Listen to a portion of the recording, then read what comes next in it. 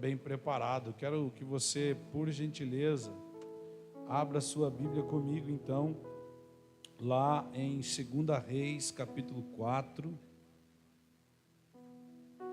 2 Reis, capítulo 4.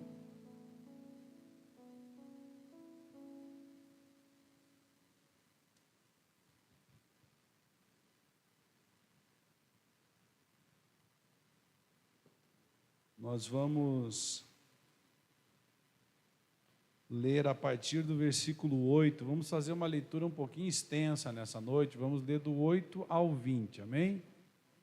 Então, o título da mensagem nessa noite é Habilitados para um Milagre. Repita comigo, habilitados para um milagre. O Cleito faltou? Tá aí. Ô, glória. Ô, gente. Habilitados para um milagre. Deixa eu só abrir minha água e a gente começa a leitura.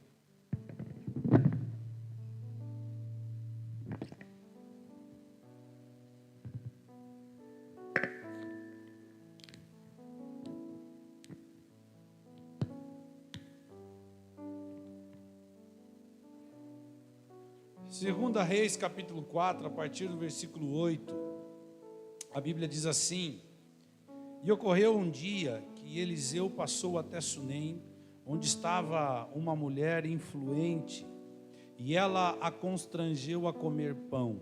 E assim foi, que toda vez que ele por ali passava, ele para ali se desviava e entrava para comer pão.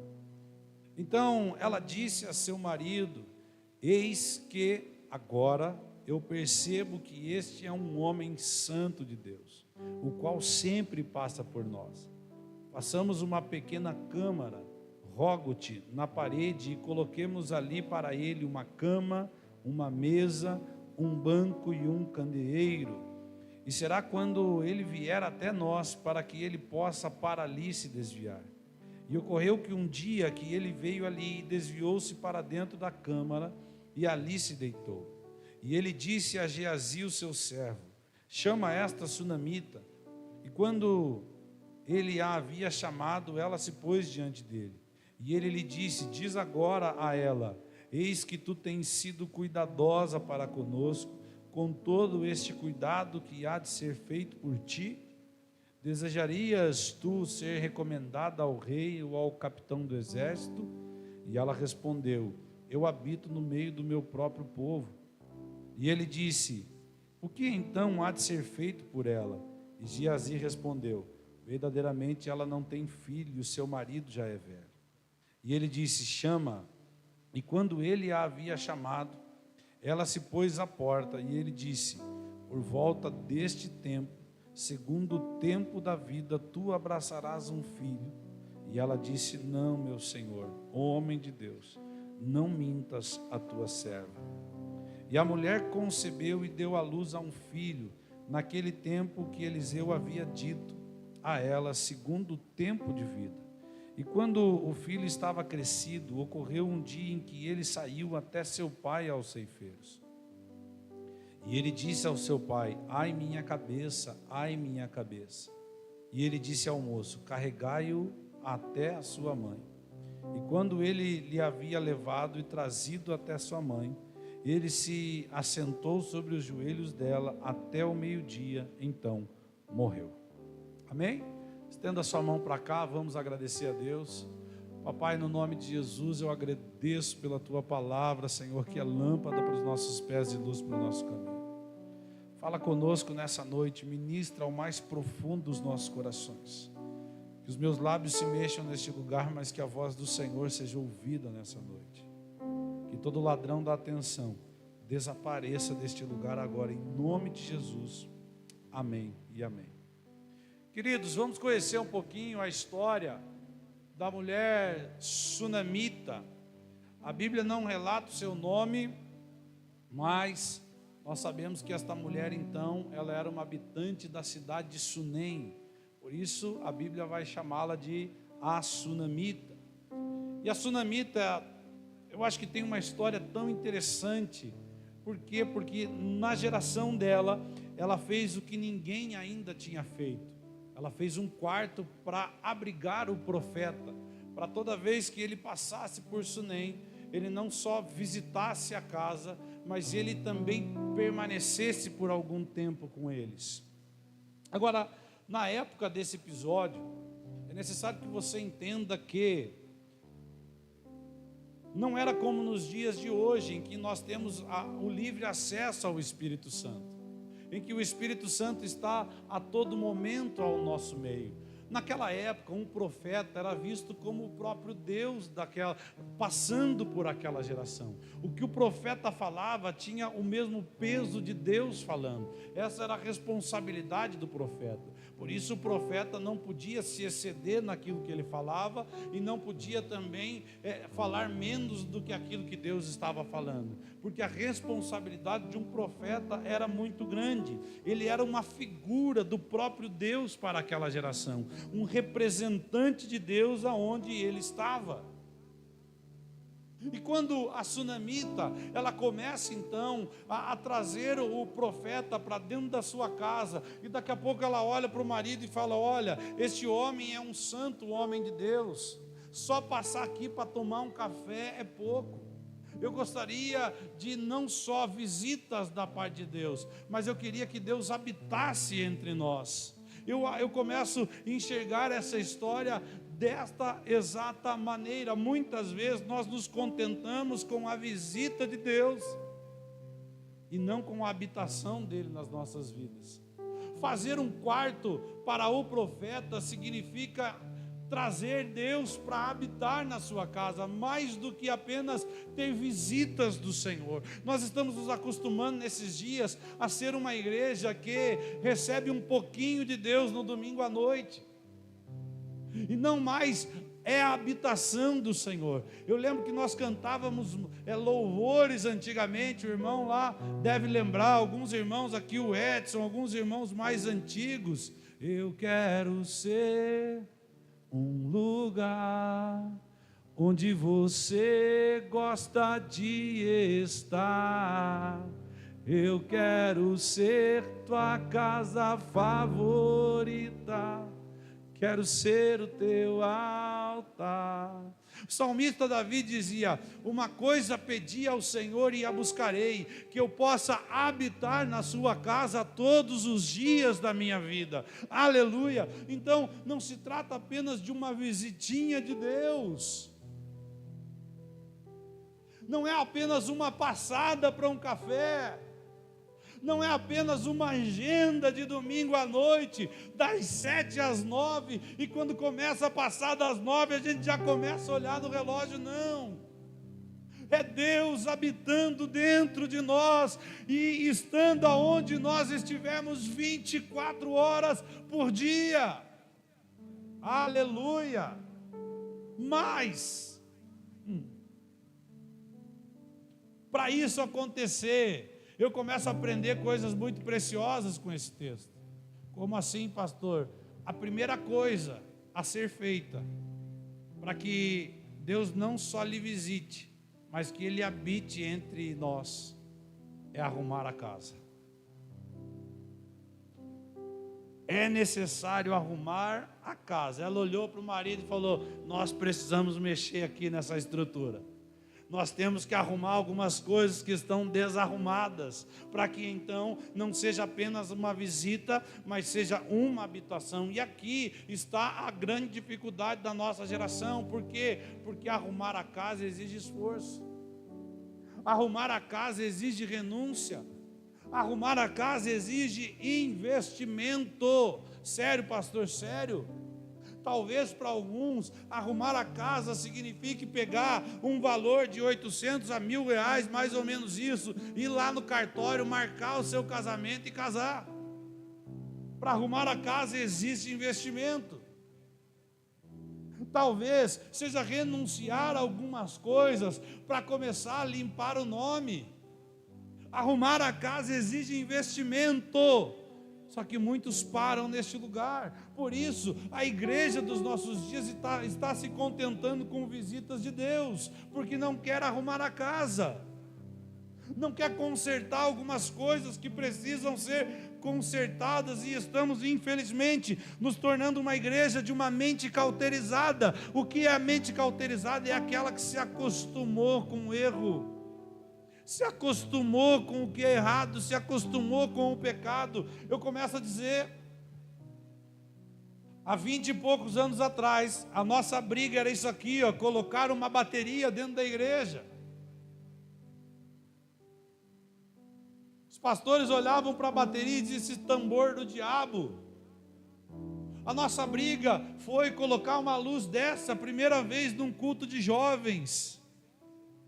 E está tudo bem, gente, a Bíblia diz: louve a Deus com tambores. Isso aqui é algo de Deus. As luzes não foram o diabo que inventou, as luzes são coisas de Deus, amém? Glória a Deus. A Bíblia diz que Ele é o Pai das luzes, aleluia. Então é coisa de Deus. Mas quantas coisas de 20 anos para cá entraram na igreja? Qual é o problema? Como é que vai estar daqui 20 anos na geração dos nossos filhos? E agora inventaram a igreja inclusiva. Você sabe, já ouviram falar da igreja inclusiva? Aquela que inclui os homossexuais do jeito que eles são, como eles são. Só que as pessoas esquecem que a igreja sempre existiu para ser inclusiva. Como assim? A igreja sempre existiu para incluir a todos, mas a igreja nunca existiu para concordar com todos. A igreja foi chamada com uma responsabilidade: ensinar as pessoas os caminhos do Senhor, o caminho que é estreito, que leva a uma porta estreita.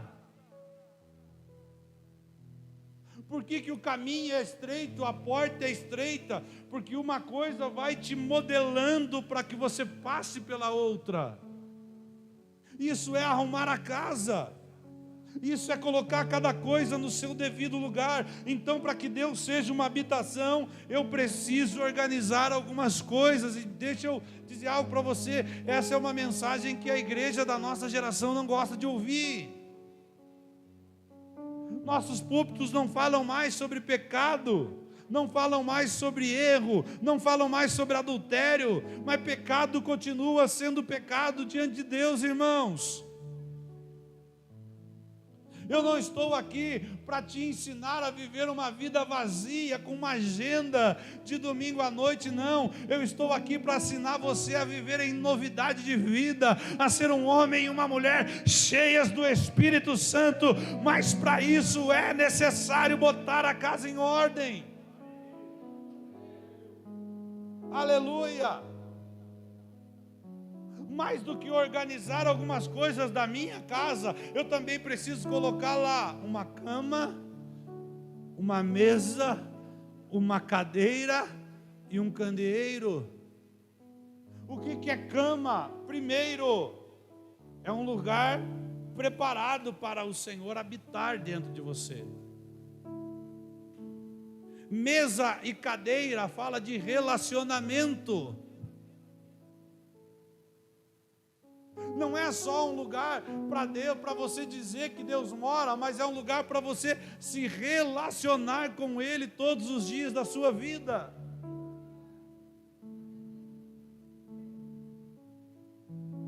Candeeiro vai falar de adoração, é um lugar de adoração também.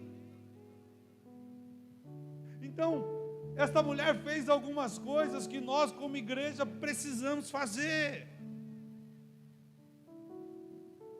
Agora, ela fez o que ninguém da geração dela tinha feito. Ela queria mais da parte de Deus. E uma das coisas que a Bíblia vai dizer é que Deus dá pão ao que come. Você fala come, tá bom? Deus dá pão ao que? Deus dá pão ao que come. Sabe qual é o problema da igreja da nossa geração? Não é a falta de pão. O problema da igreja da nossa geração é a falta de fome. Falta de fome pelas coisas de Deus. falta de fome pela palavra, falta de fome pela presença. Nós estamos nos acostumando com o raso, e sabe que o que na minha opinião é mediocridade, para não dizer, desculpe a palavra, burrice. É poder ter o profundo e se contentar com o raso. É poder ter mais de Deus e se contentar com o pouco. É poder sentar na mesa e se contentar com migalhas que caem dela.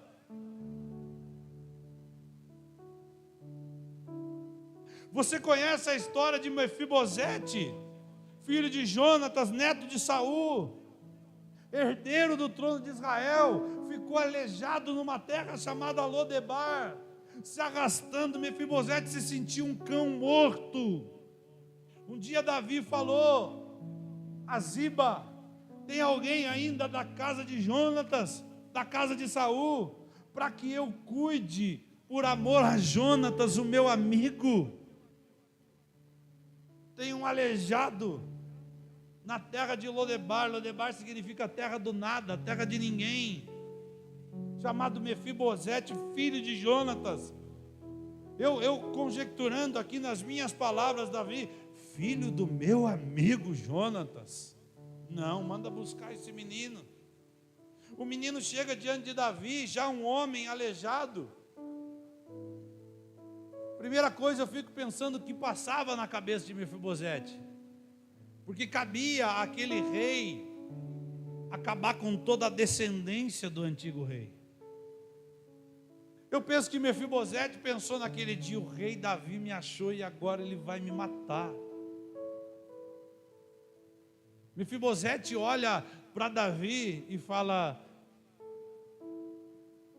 o que tem o Senhor com um cão morto como eu? Olha como esse cara se sentia. Agora, cão morto. Você já passou por um cão morto aí atropelado na rua? Já passou? Quem que chega para um cão morto? Ai, vou pegar aqui.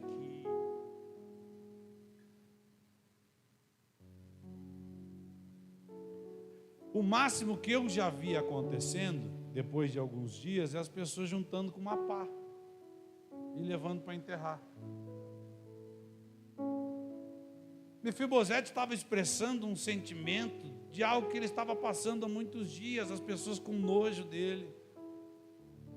Era assim que ele se sentia. E o rei Davi olha naquele momento: não, cara, você não vai mais mendigar.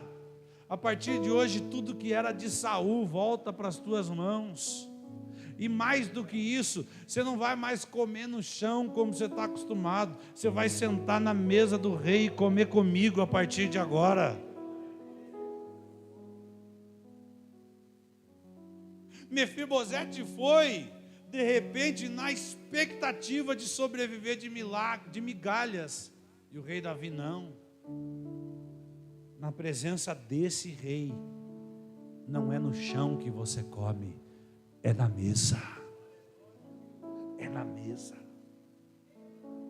Não sei se você está entendendo o que Deus está falando nessa noite. Na presença desse rei de reis, não é no chão que você come, é na mesa. Aleluia. Mas falta fome. Alguns anos atrás, você perguntava para os jovens: quem quer ser pastor? 90% da igreja levantava a mão. Hoje você pergunta: quem quer ser pastor? Deus me livre. Eu? Você é louco, não compensa. Você é louco, não compensa. Coisa mais linda que pode existir é ser chamado por Deus para fazer parte da sua obra. Aleluia, aleluia. Por mais que seja em meio a perseguições, nada novo, Ele avisou que seria assim, mas é uma honra servir a Jesus. Então é necessário querer mais. Agora vamos voltar um pouquinho para a história da sunamita. A primeira questão que eu gostaria de tratar nessa noite é a respeito de uma promessa. Ela recebe a promessa de que seria mãe. A sunamita não podia ter filhos e o seu marido já era velho. Ela já tinha esgotado recursos, muito provavelmente, porque quando o profeta fala, ela diz o seguinte: não, Senhor, não mintas a tua serva. Provavelmente ela já tinha tentado recursos, porque a Bíblia vai dizer que ela era uma mulher influente da sua cidade. Ela já tinha tentado tudo que ela podia para ser mãe. E o profeta Eliseu então libera a palavra sobre ela. Mas uma das coisas que nós não entendemos é que tentar algumas coisas do nosso jeito é uma coisa, mas tentar sobre uma palavra é diferente, tentar sobre uma promessa é diferente. Talvez até hoje você tentou muitas coisas do seu jeito, mas deixa eu dizer algo para você: a partir de hoje você vai tentar em cima de uma palavra, você vai tentar em cima de uma promessa, e aquele que te prometeu é fiel e vai cumprir na sua vida. Aleluia, glória a Deus.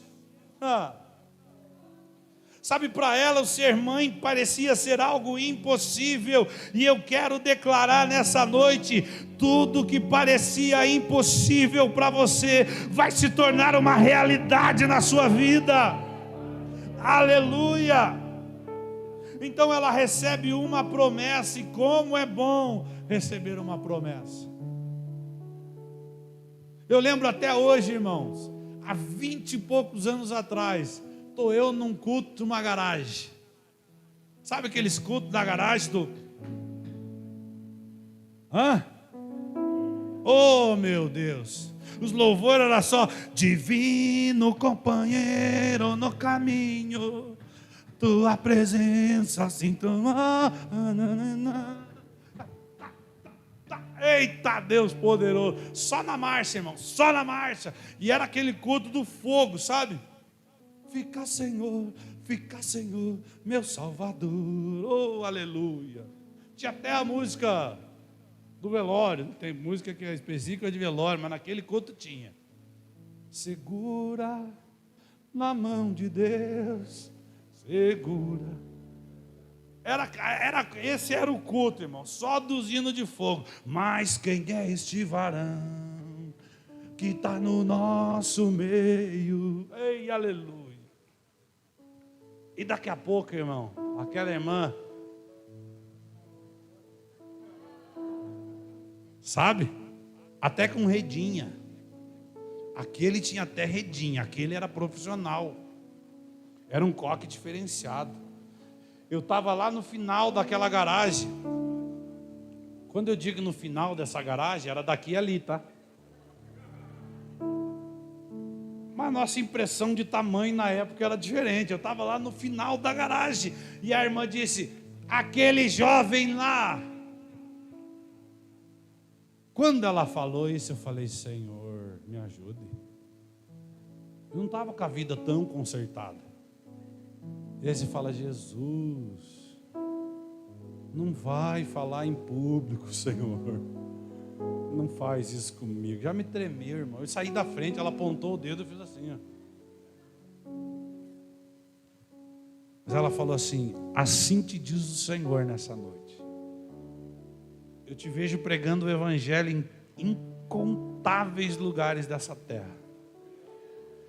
Você vai viajar o mundo pregando a palavra de Deus. Irmão, eu não tinha a 6ª série na época.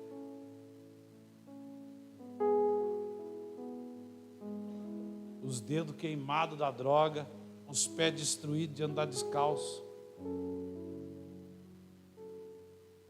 Você vai pregar em tantos lugares que você não vai conseguir contar. Vai chegar um momento que você não vai se lembrar de todas as igrejas que você já pregou. Irmãos, e ela diz o seguinte: e assim diz o Senhor. E o desempregado, ela falou: você vai orar 3 noites na madrugada. Eu, o Senhor, vou te esperar 3 horas da manhã. depois da terceira madrugada, eu vou abrir uma porta de emprego na sua vida. E depois disso, você nunca mais vai ficar 24 horas desempregado. Então, peguei o meu violão. Eu tinha um violãozinho que eu tinha ganho. Sabia tocar 3 músicas. Até hoje é só as 3 que eu sei.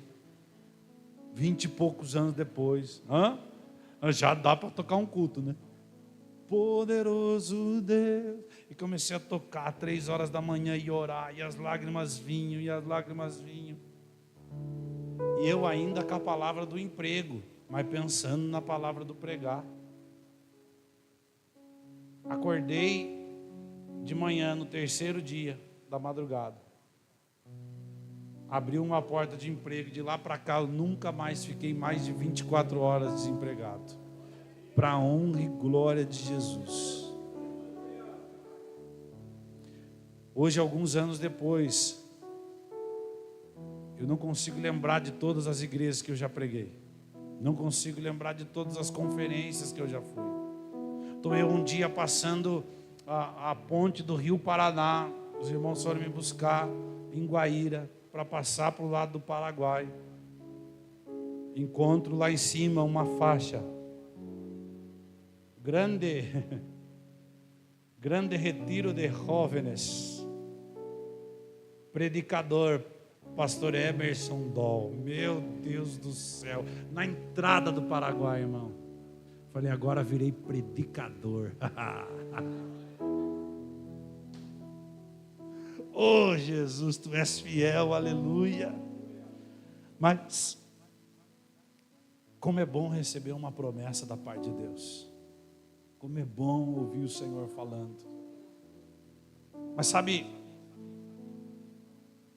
a promessa de Deus é algo que muitas vezes nos traz esperança, nos renova, nos motiva. Lamentações 3:21 diz o seguinte: quero trazer à memória aquilo que me dá esperança. Uma vez, irmão, minha mãe inventou de comprar, a Sara era pequenininha, ela inventou de comprar uma casinha para Sara, de boneca.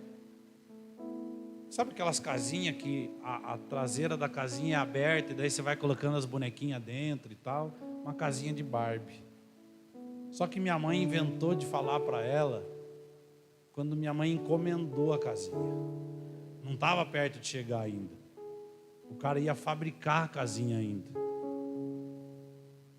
Irmãos, foi uns 45 dias a Sara falando dessa casinha dia e noite.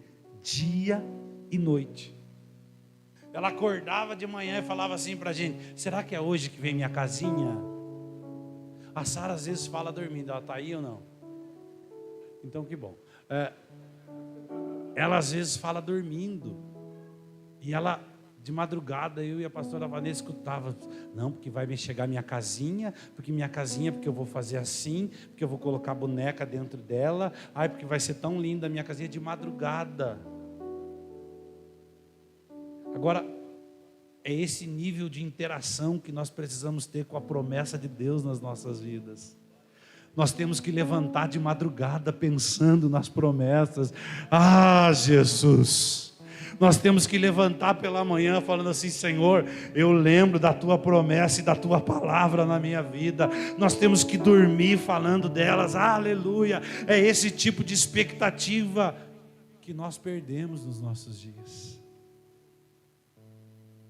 Aí Jesus vem e diz: aquele que não se tornar como uma criança, de modo algum entrará no reino dos céus. Por quê?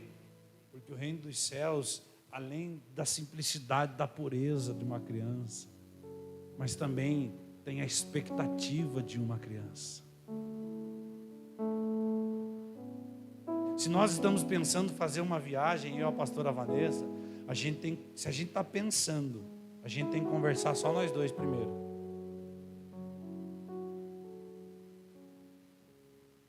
Porque se eu falo para a Sara e para o Salomão: eu estou pensando em viajar dia tal, só falo. Chega dia tal, ela está de manhã já com a mala arrumada. irmão falei que ia, filha. É essa expectativa que nós precisamos ter em relação às coisas de Deus, em relação à volta de Jesus. Ficar com a nossa mala arrumada, esperando por Ele. Aleluia. Claro que isso de forma ilustrativa. Você não vai levar nada contigo para o céu, mas é ficar esperando por Ele.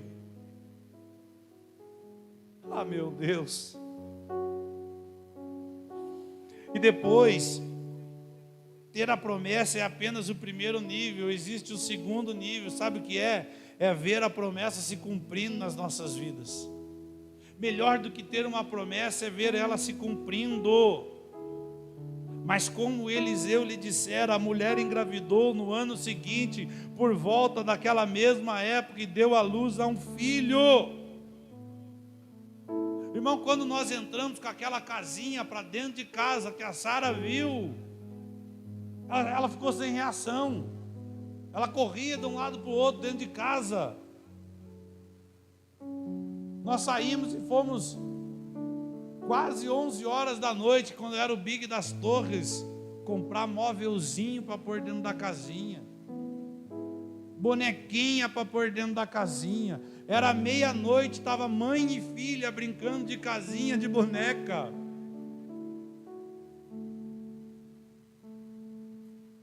Salmo 126:1, quando o Senhor restaurou a sorte de Sião, nós ficamos como quem sonha. Ah, meu Deus, como é bom ver a promessa se cumprindo. Como é bom o Senhor falar para você: ei, o teu filho vai entrar na igreja junto com você, e de repente passa alguns anos, você até esquece, mas um dia você vê o teu filho passando pela porta, levantando a mão para Jesus e se tornando um grande homem de Deus na presença do Senhor. Deus dizia o seguinte: ei, o teu marido será um homem de Deus. Ai, você até esquecer tamanhos problemas que você tem, mas um dia então você vê o seu marido. Ai, meu Deus, que coisa mais linda isso, gente. Você vê o seu marido com uma Bíblia dessa aqui na mão, subindo a um púlpito desse para dar uma palavra de oferta, e você fala: a palavra se cumpriu na minha vida, aleluia, glória a Deus.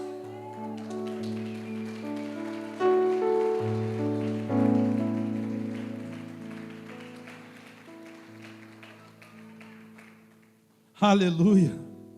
Aleluia, glória a Deus. Porém, entre a promessa e o cumprimento da promessa, a sunamita passou por algo chamado gestação. E isso fala de processo. Gestação é algo lindo, irmãos. Quando a pastora Vanessa estava grávida da Sara, nós éramos marinheiros de primeira viagem, e foi muito engraçado, gente. Nós fizemos um teste de gravidez de farmácia 10 horas da noite, e deu positivo. Nós saímos já naquela noite, com uns 20 dias de gravidez, e fomos numa maternidade, porque eu queria pagar uma ecografia já para ver o nenê. E eu paguei a ecografia, sabe o que acharam dentro? Nada. O médico falou: não, mas isso não quer dizer que ela não está grávida. Ele me explicando. Quer dizer que ainda não está nessa fase de vocês enxergar alguma coisa. Está sendo gerado ali dentro algo.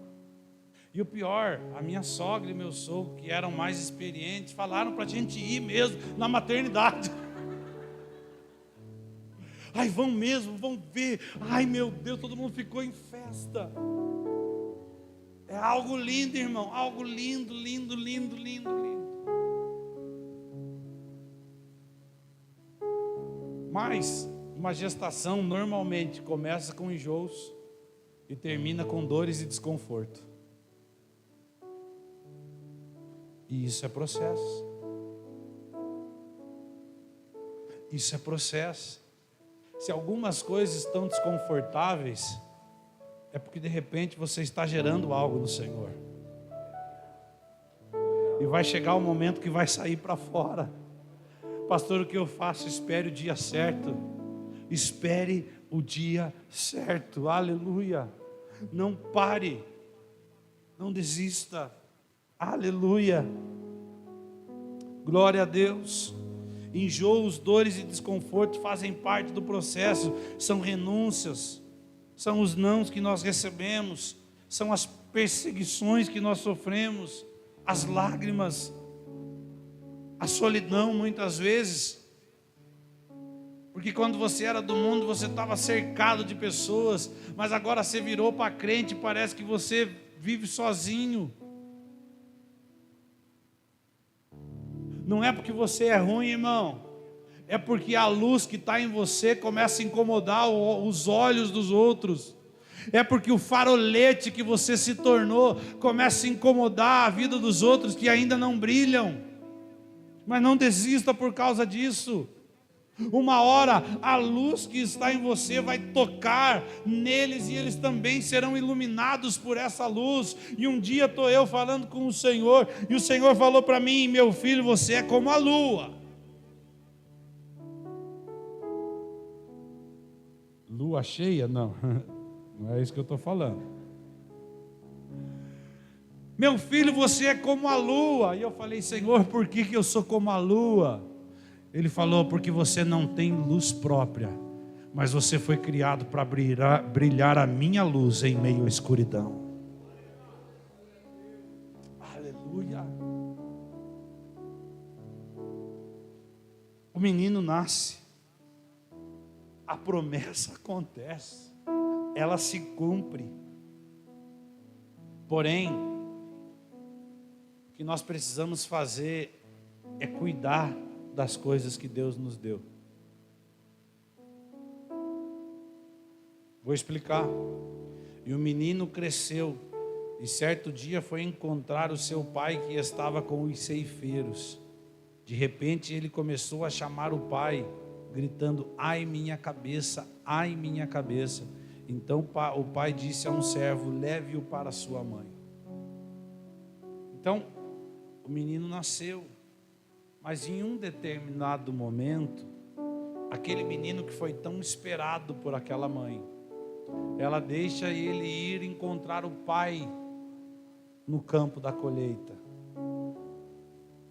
Só que nós não estamos falando de um lugar comum.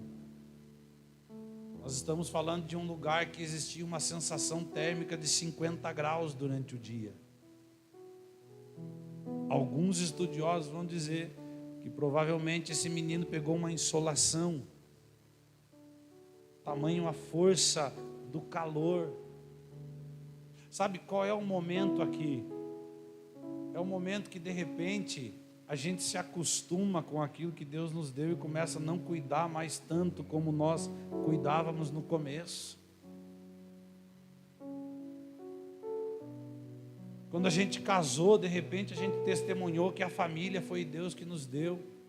Mas chega um momento que a gente se acostuma com essa família e começa a não cuidar mais tanto como a gente cuidava no começo. Para chegar aqui, aonde eu estou agora, nesse altar, que o altar na realidade do Senhor somos nós, mas este lugar escolhido para ser um lugar em que se ministra a palavra na igreja, um palco, um púlpito, uma tribuna. Quando nós nos convertemos lá atrás, nós pagávamos um preço grande para subir aqui em cima, irmãos. Você não subia num altar com 2 meses de igreja, com 3 meses de igreja. Você comia algum sal junto com o pastor, para então você subir no altar. E quando nós subíamos no altar, nós cuidávamos desse filho que Deus nos deu com tanto amor e carinho. Nós nos preparávamos para estar aqui.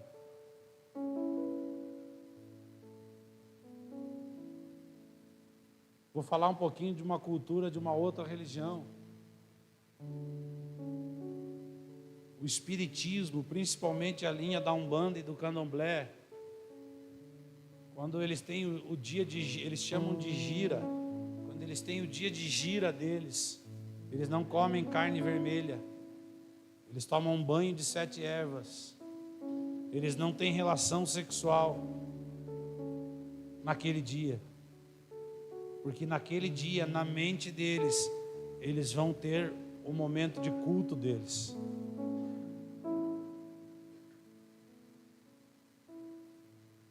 Eu não estou falando agora especificamente deles, mas tem um versículo da Bíblia que vai dizer que os filhos das trevas são mais prudentes do que os filhos da luz.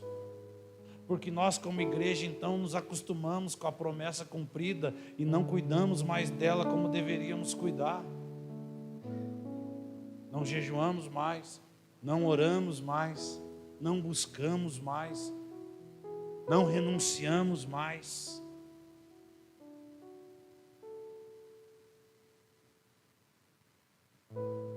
Oramos para ter o emprego que nós temos, mas às vezes não cuidamos dele como deveríamos cuidar. Oramos para ter a esposa que nós temos e não cuidamos dela como deveríamos cuidar. Oramos para ter a igreja que nós temos e não cuidamos dela como deveríamos cuidar. Oramos para ter os filhos que nós temos e depois que os temos, deixamos a maioria do tempo no celular ou na televisão. Porque nos incomoda ter que fazer alguma coisa com eles.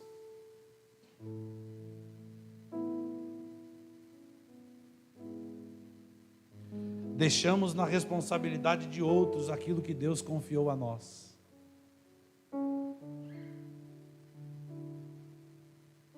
Provérbios 4:23, a Bíblia diz o seguinte: acima de tudo, guarde o seu coração, pois dele procedem as fontes da vida. Acima de tudo, proteja o seu coração.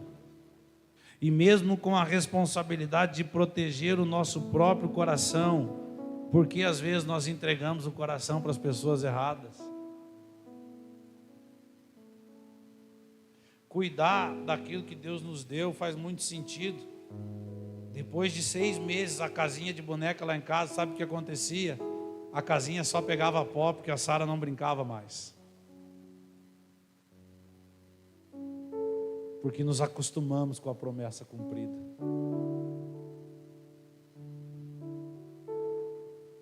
E sabe qual é o problema? Que a falta de cuidado normalmente gera morte.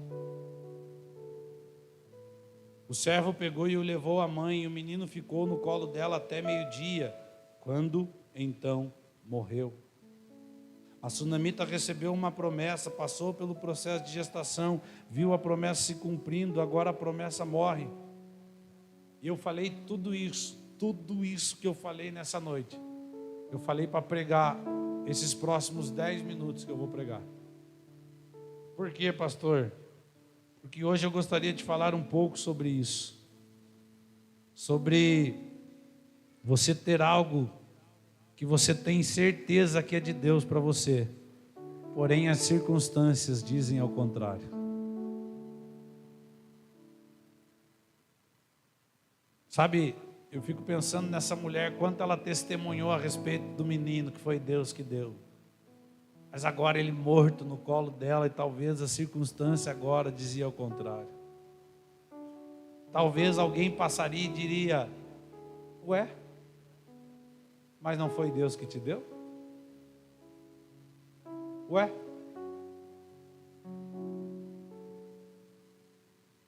Talvez um dia a gente testemunhou: eu estou liberto, eu sou um homem de Deus. Mas por alguns motivos que a gente sabe qual é, de repente a gente recaiu. E veio alguém e disse: ué, mas você não era um homem de Deus? Ué?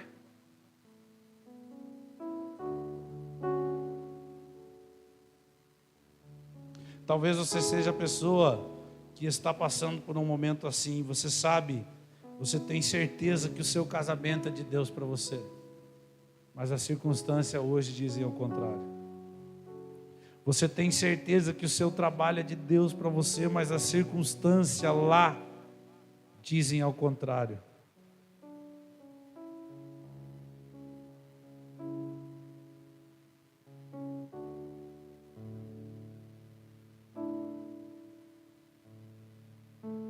Nós vamos aprender um pouquinho com a vida da sunamita, como vencer as circunstâncias contrárias ao propósito de Deus nas nossas vidas. A primeira atitude dessa mulher é a certeza de que o que ela vivia era de Deus para ela. Como assim, pastor? A sunamita não tinha dúvidas de que o menino era uma promessa de Deus. Ela não fala nem para ninguém da morte do menino. Ela não fala nem para o marido dela da morte do menino. Ela pega o menino morto e leva até a cama do profeta. E ela então vai até o profeta. O marido pergunta, mas não é dia de sacrifício, não é sábado, por que você vai até o profeta? E ela só responde que era necessário ir. Ela tinha certeza de que o menino era algo de Deus para ela. E quando você tem certeza que é algo de Deus para você, você não vai para o muro das lamentações chamado Instagram, Facebook, Stories, status. Você vai para o lugar certo. Você vai para o joelho no chão e a cara no pó, com a porta do teu quarto fechada e chorando ao teu Deus. E o teu Deus que vem em secreto e ouve em secreto te recompensará em público no nome de Jesus. Aleluia. Existe uma linha muito fina entre ficar teimando com o que não é de Deus para nós e perseverar naquilo que é de Deus. Sabia que existe uma diferença entre o teimoso e o persistente? Sabia? Sério, pastor, sério. O teimoso, ele passa a vida batendo numa porta que Deus já fechou. O persistente, ele bate numa porta que Deus ainda não abriu, que é diferente. Você é teimoso ou é persistente, irmão? A segunda atitude da sunamita, ela colocou o menino na cama. Ela subiu o quarto do homem de Deus, deitou o menino da cama. E todos os estudos que eu fiz sobre a cama, irmãos, levam para o mesmo lugar. Sério, sério. Primeiro, cama é um lugar do quê? Descanso. Olha o que a Bíblia diz em Mateus 11, 28. Vinde a mim, todos os que estão cansados e sobrecarregados, e eu vos aliviarei. Pastor, mas a cama também pode ser um utensílio feito de madeira. Na nossa época é muito feito de madeira. Nessa época, muitas eram feitas de rocha. Algumas rochas bem colocadas ali com palha em cima. Mas se a cama é feita de madeira, a madeira leva a cruz, que por sua vez leva para o mesmo lugar de descanso, Cristo. Mas e se a cama for feita de rocha? Atos dos Apóstolos 4:11, este Jesus é a pedra que vocês construtores rejeitaram, a que se tornou a principal pedra angular. Aleluia.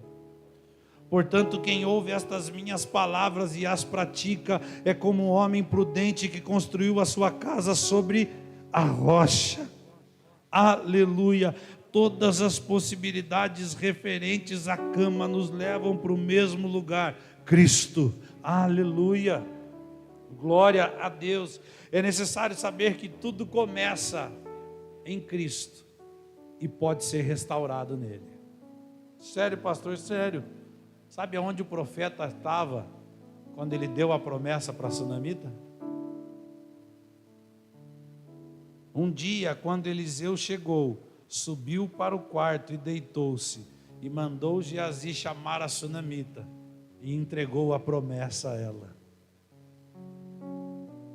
Porque todo propósito que começa em Cristo poderá ser restaurado nele. Aleluia. Aleluia. Todo propósito que começa em Cristo poderá ser restaurado nele. Tem propósito que começa numa igreja. Tem propósito que começa num desejo. Tem propósito que começam a partir de doutrinas. Mas existe um propósito que começa somente em Cristo.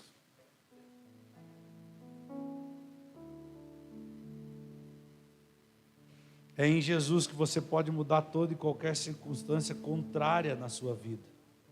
terceira atitude da mulher sunamita, a escolha perfeita. Como assim? Chorar ou se alegrar? Fazer uma festa ou fazer um velório?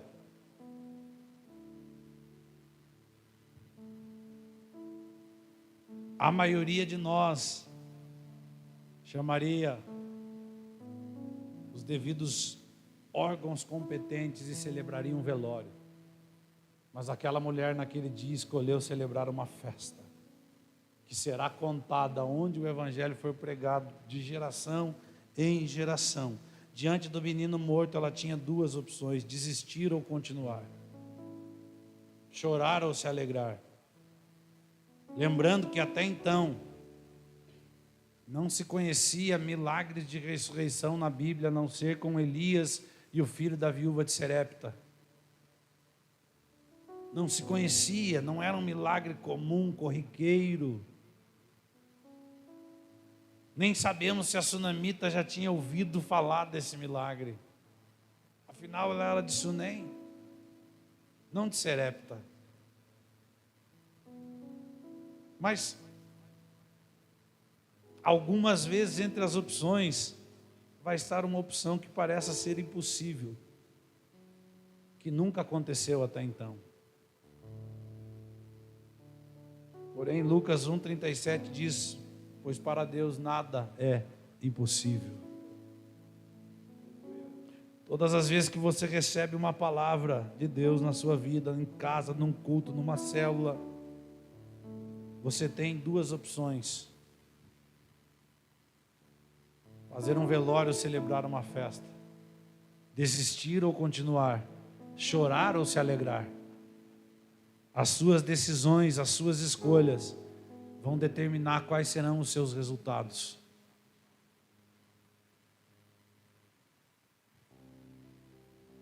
E a sunamita, ela estava então habilitada para um milagre. Por quê? Sabe como eu comecei essa mensagem? Dizendo que a sunamita tinha feito o que ninguém ainda tinha feito. Só que uma das coisas que nós não podemos esquecer é o seguinte, irmãos: que quem fez o que ninguém ainda fez, tem direito de colher o que ninguém ainda colheu. Aleluia! Quem fez o que ninguém ainda fez, tem direito de receber o que ninguém ainda colheu. O que fazemos para Deus hoje tem o poder de nos habilitar para o milagre de amanhã. Aleluia! Aleluia! Eu vou terminar por aqui.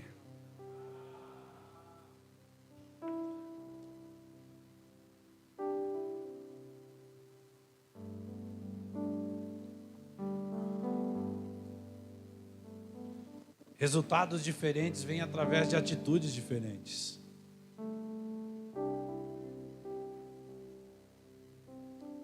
Talvez até hoje na tua vida, escute. A Jéssica veio para mim hoje e falou: pastor, nesse jejum, que a gente está num período de jejum de 21 dias aqui na igreja. E eu acho que eu tive minha primeira visão, ela falou para mim.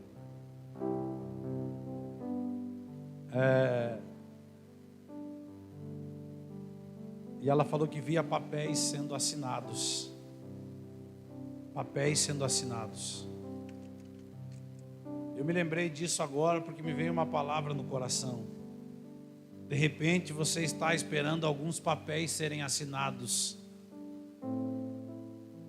De repente você está esperando alguns papéis serem assinados. Mas escute. Se você quer viver o que você nunca viveu, você vai ter que começar a fazer o que você ainda não fez. De repente, é chorar um pouco mais. De repente, é orar um pouquinho mais. De repente, é jejuar um pouquinho mais. De repente, sabe, você até hoje foi aquele que durante um louvor, você é aquele que ficou num apelo de um culto como esse, você é aquele que fica um pouquinho mais tímido, com a mão no bolso no final, ali cantando um louvor, mas de repente você vai ter que começar a sair do teu lugar e fazer o que você nunca fez antes, e de repente você vai viver o que você nunca viveu, aleluia. E eu declaro no nome de Jesus, eu sinto no meu espírito papéis sendo assinados para a glória do nome de Jesus. No nome de Jesus, eu vejo Vinde Semear, pastor Carlos, papéis sendo assinados no nome poderoso de Jesus. Papéis sendo assinados, mas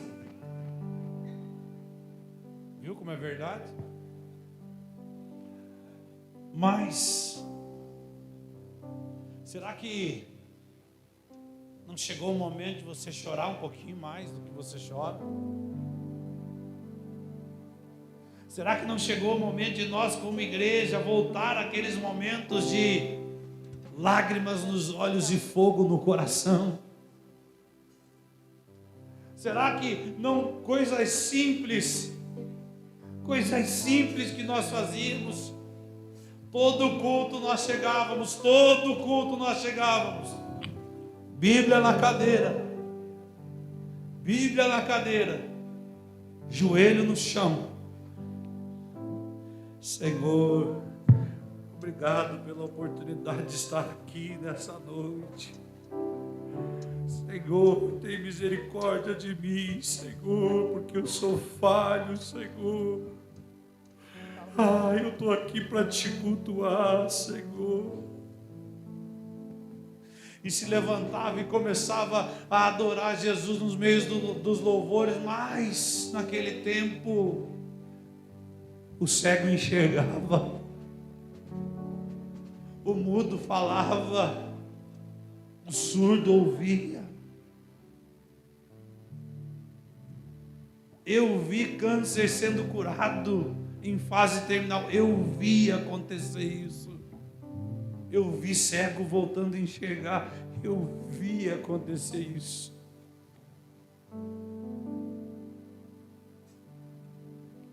E aí eu disse para o Senhor esses dias: Senhor, por que nós não vemos mais? Aí tem uma canção que diz assim, do Israel Salazar, que diz assim: faz de novo, impetuoso, acende a chama. Faz de novo, impetuoso, faz de novo. E eu perguntei: Senhor, por que nós não vemos de novo essas coisas acontecendo? E Ele disse: porque vocês não fazem mais o que vocês faziam antes. A fé de vocês se tornou uma fé motivacional e não mais uma fé sobrenatural.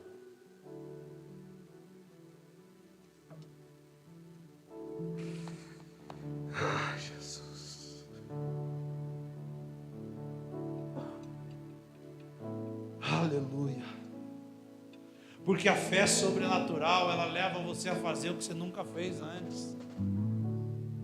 De repente dá vontade de pegar e começar a correr na hora do louvor, e eu não estou nem aguentando, porque eu já fiz isso. Mas você começa a correr, e de repente esse menino sempre faz isso aqui, ó. Ele levanta do lugar dele e vai lá e dobra o joelho aqui na frente, e começa na hora do louvor a adorar Jesus. E nós já fomos uma vez numa igreja em que durante o louvor tinha gente atirando flecha para todo lado. Eita Deus poderoso!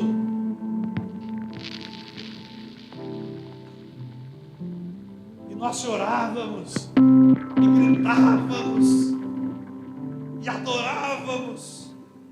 A gente fazia quarto para Deus habitar, mas não fazemos mais.